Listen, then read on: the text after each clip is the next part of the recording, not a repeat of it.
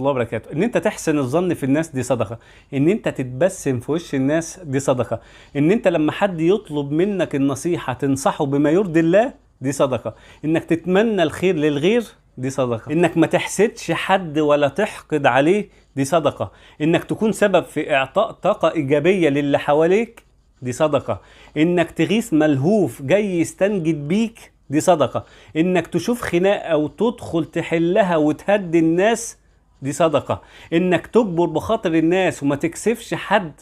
دي صدقة، انك تروح تزور مريض وتشد على ايده وتقويه